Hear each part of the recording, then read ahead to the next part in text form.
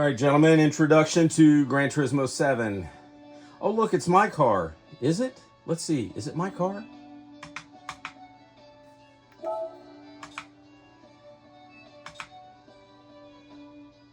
Wow, it kind of looks like it. Not quite. It's, but I do have that same spoiler in the back. Anyway, so what do we want to do? We want to get to the Ferrari. So we're going to get out of this car. We're going to hit escape. And, oh, I should have hit change car. Hold on.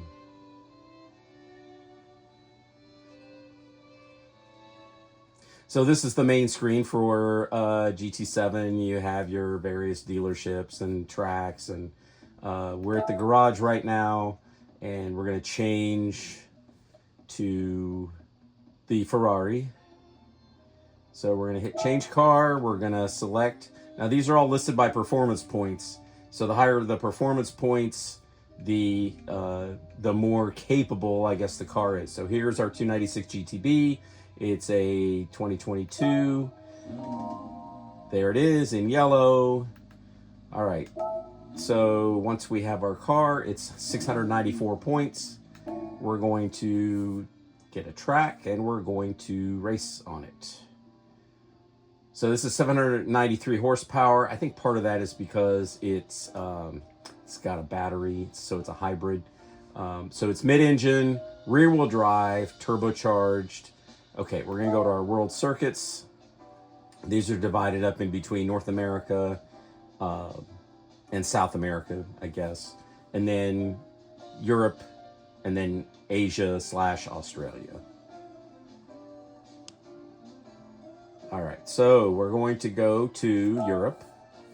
And we're going to go to an Italian track, obviously. Now, I have to get a race up to 700 points. So I'm at 694. So we're going to do the Ferrari challenge. My car settings are, I have basically sports medium tires. These are probably tires you could buy that are sort of high end. But if I went any more aggressive, like a race tire, that would put me above the 700 performance points, and therefore it wouldn't work.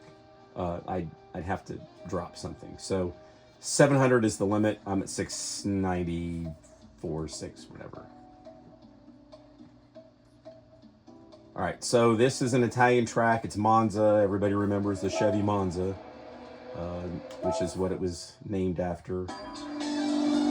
This is kind of a technical track. The first turn up here is super tight. So you got to run up here and basically slam on the brakes.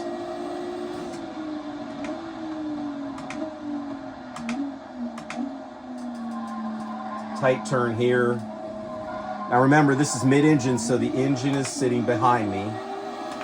So the weight is behind me, and it's going to want to swing out when I turn. So you got to be careful of the turns. If you don't left foot brake in this game, there's really no way you're going to win. You need to be able to accelerate and brake at the same time, like going into a corner. You get more points. You get like a 50% bonus if you don't touch anybody. So I try not to bump into anyone so I can get the max points. And the whole reason for left foot braking is because if you think about a vehicle, when you hit the brakes, what happens? It nosedives, which means there's less weight on your back tires, and therefore they should not have as much grip. Without having as much grip, it's easier to go through a turn. And the back end will slide out on you. So I don't think you can see my feet, but basically that's what I'm doing.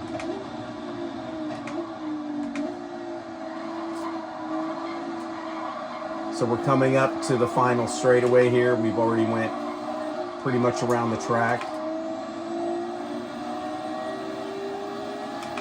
You can switch the view. So right now it's almost like I'm sitting on the hood, but I can switch it to this. I can switch it to this. We'll do this for the rest of it.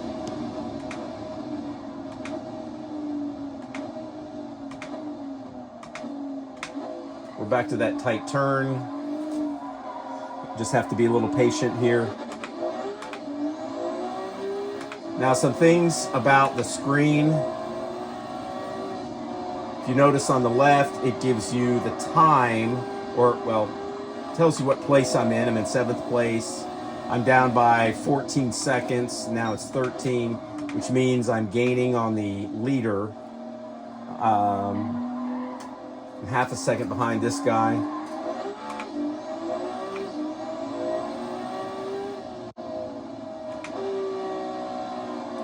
My laps are on the right, so right now my fastest lap is a 1:55.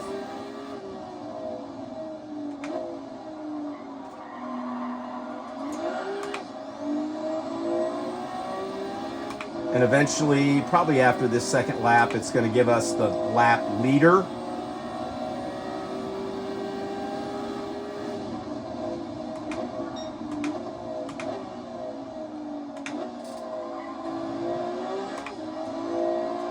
Got to be careful through here. Don't want to go in the grass. This is what happens when you're playing. These cars have a tendency to take up the entire road. So you just have to be patient, and eventually you'll get a spot where you can get around them.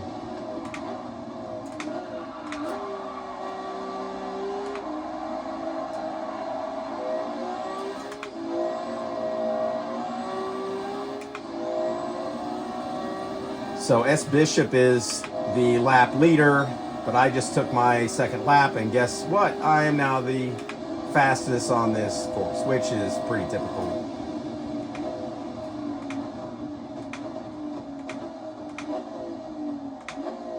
Of course, my call sign is Fred Garvin. That should bring a blast to the past.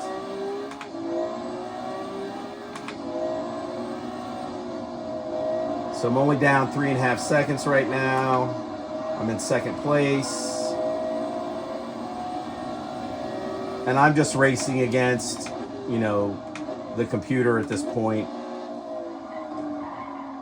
Usually, I'm a pretty decent driver.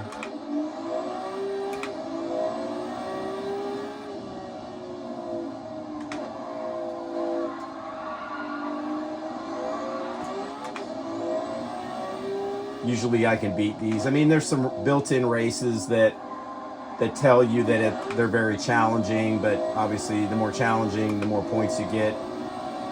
Once you win, okay, I'm in 1st place. But I haven't cheated because, obviously I'm below the performance points. As you're going through the track, it'll tell you, it'll have a kind of like markings at certain points in the track, and it'll tell you whether you're faster or slower, so you have an idea of how you're doing on that lap. This is lap 3. Now, in some long races,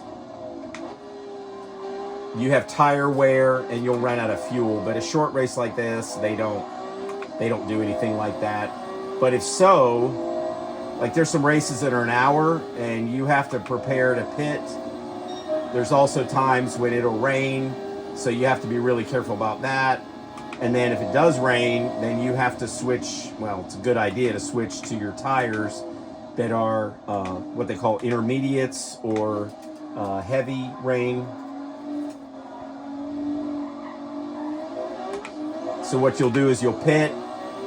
Once you get to the actual place where you can turn off, and you will change out your tires. If you need fuel, you can get fuel, and you'll have a selection of whatever you want. So if it was raining right now and I'm sliding all over the place, I could stop, I could pit and put some rain tires on.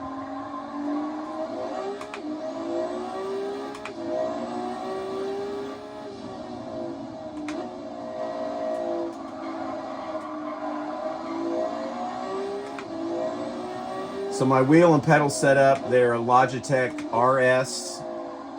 This is a direct drive. It doesn't have a belt, so it's a lot more, what's the word? It's very, it gives you a lot of feedback much quicker than a belt drive would, and it's much firmer. So you can weight this up to 8 Newton meters, which is pretty high. I mean, I've seen some go as high as 11, but I've got this set to 6 because if you get on a really fast car, like let's say you're at Le Mans and you're in a car doing 190 miles an hour, it's a lot of work to keep this wheel where you want it. It's going to jerk it around, and I'll just show you. Okay, so we're going 122 miles an hour. If I do one-handed on this, it's hard to keep it with one hand because there's just so much feedback.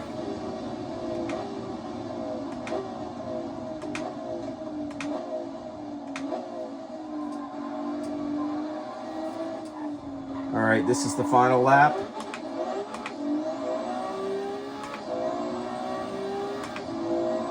So my overall impression of this car is it's fast, it's quick, but man, the tail end wants to come out very easily. So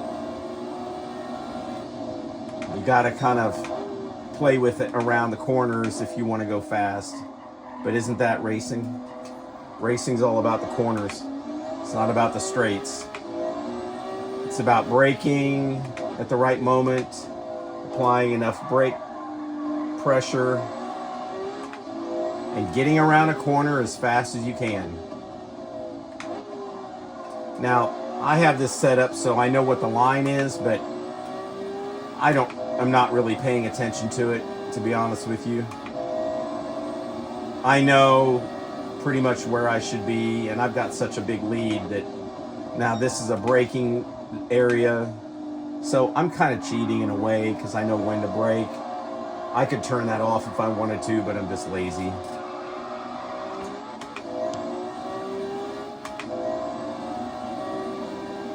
So now, because these other Ferraris are so slow, I'm actually catching up to them. I mean, this 308 GTB is, this is Magnum's car right here that I'm passing. And yeah, I mean, it's like, I think it was 200 horsepower, 220. And I've got almost 800. So, all right. Well, we won the race.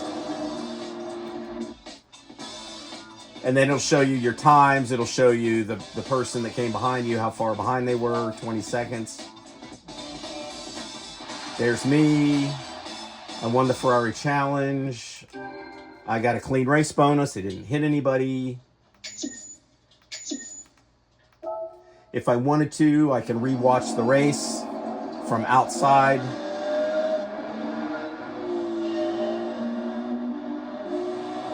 But I'm not going to do that.